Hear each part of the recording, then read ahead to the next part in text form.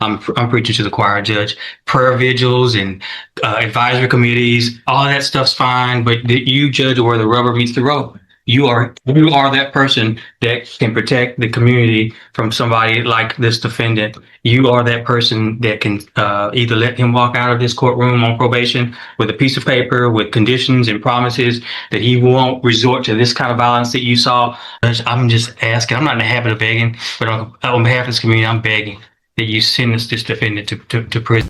Hayden Fontenette, Mr. Rojas, at the sentencing. Good morning. Are you Caden Yes. Fontenette? And this is 25 DCCR 1759. Mr. Fontenette was previously in court, entered a plea of guilty to the first-degree felony offense of aggravated robbery. It was an unagreed plea. I've received the pre-sentence report. Have you both had an opportunity to review that report? We have, Your Honor. The state has, Judge. Are there any additions or corrections to the report? Not from the defense. Not from the state, Judge. And Mr. Coleman, you said you have a witness or some evidence. Actually, Judge, Mr.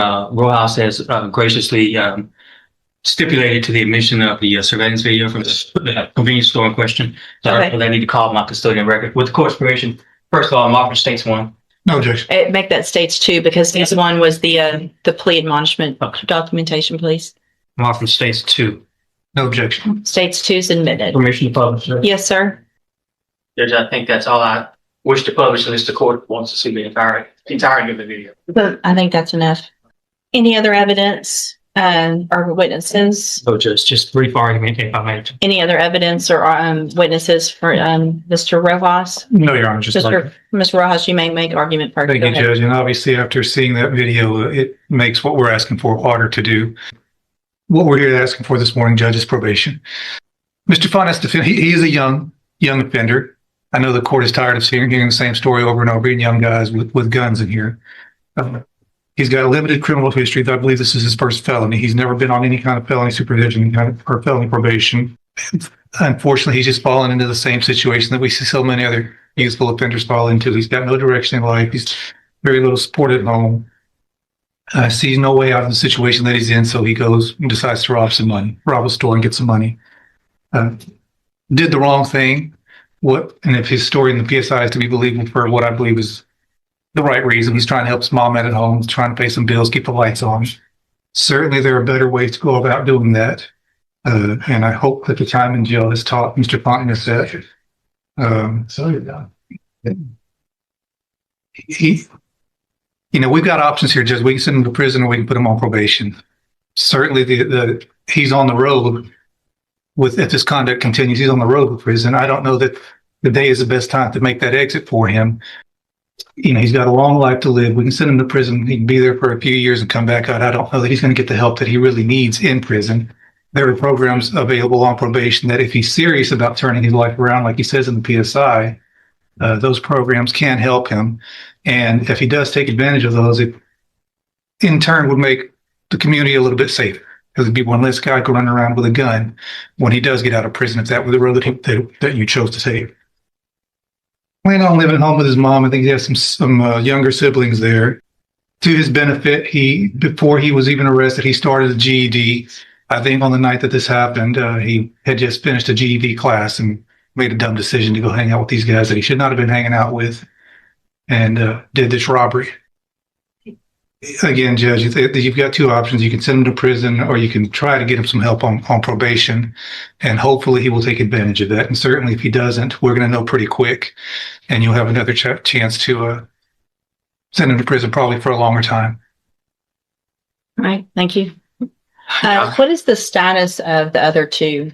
Are there co-defendants? Have they been charged? They have been charged, Judge, and I have both of their cases, Judge. And they have not been sentenced yet or No, anything like that? No, Okay. Judge. All right. Go ahead, Mr. Coleman. Yeah, I'll be brief. Whether it's the Pine Club Apartments or Rogers Park or a Speedy Mart, you've seen this, and we've seen this in this community all too often. I'm preaching to the choir, Judge. Prayer vigils and advisory committees, all that stuff's fine, but you judge where the rubber meets the road. you are that person that can protect the community from somebody like this defendant. You are that person that can either let him walk out of this courtroom on probation with a piece of paper with conditions and promises that he won't resort to this kind of violence that you saw on that video, or you can ensure that the community is safe by putting him behind steel bars, concrete wall, and razor wire fence. I'm just asking. I'm not in the habit of begging, but on behalf of this community, I'm begging that you send this defendant to prison. The message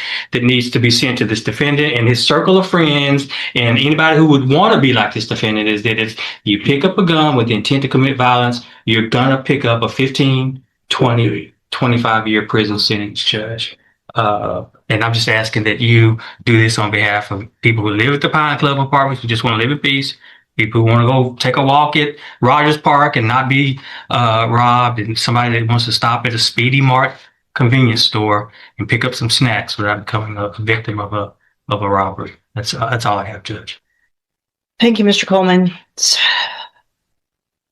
Mr. Fontenette, there was a time some years ago that there really wasn't even a question. Everyone, state's attorneys were recommending youthful offenders, probation. Let's give everybody an opportunity. And things have just changed in such an incredibly dangerous way with young people doing what I just saw you do on that screen. I cannot imagine the fear that person had that was working in that store, that he now has, just trying to go to work, make a living, and go home. And he has 3 people come in and not just grab a little quick something and run out, but terrorize him for quite some time. Pulling him around, yanking him around, putting guns in his face, all 3 of you. I also, in addition to the PSI, get jail incident reports. And you apparently like to fight and jump people, which is what's been happening in the jail. So it makes it very difficult for me to go, oh, this is somebody that's going to get out and behave, who can follow the rules, because you can't even follow the rules in jail. And the pre-sentence report shows that you're a high risk level, which tells me that after they've looked at everything, that you don't have, unfortunately, a good likelihood of being successful if I were to put you on probation. And Mr. Coleman's right. We're tired of it. And there's got to be something done. So in cause number 25, DCCR 1759, I'm going to find that you entered your plea of guilty freely and voluntarily. I'm going to find sufficient evidence to find you guilty. And at The hearing shows the tension between community safety and rehabilitating young offenders. The defense highlights the defendant's youth and potential for change, while the prosecution stresses the need for punishment to protect the public. this time, I'm going to find you guilty of aggravated robbery. I'm going to sentence you to a term of 25 years in the institutional division. Come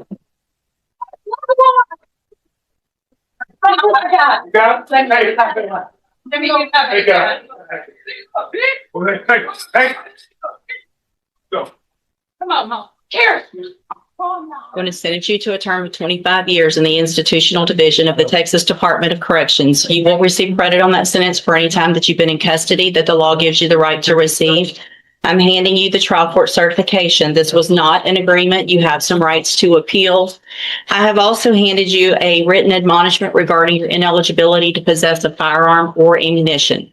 Because of the judgment entered against you, you're ineligible under Texas law to possess a firearm or ammunition. Possession of a firearm or ammunition could lead to charges against you. You can talk to Mr. Rojas about any questions you have about that. I am making an affirmative finding of a deadly weapon. Mr. Fontenette, I understand that this is harsh, and I know you believe this is harsh, but I think this is necessary. I hope that you go and you make things right. You can get out of prison. You're still going to be young, and you can make your life better. That's going to be up to you, okay? You can go back with the bailiff.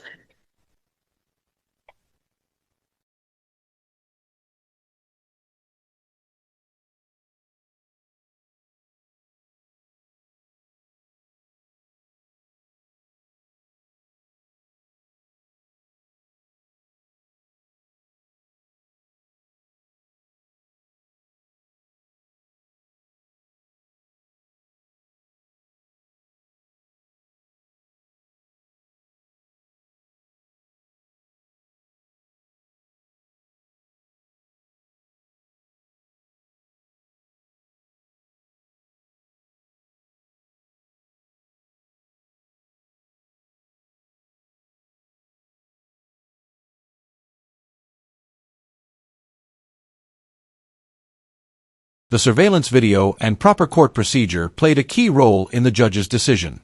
Clear evidence helped ensure a fair and informed sentencing, resulting in a 25-year prison term.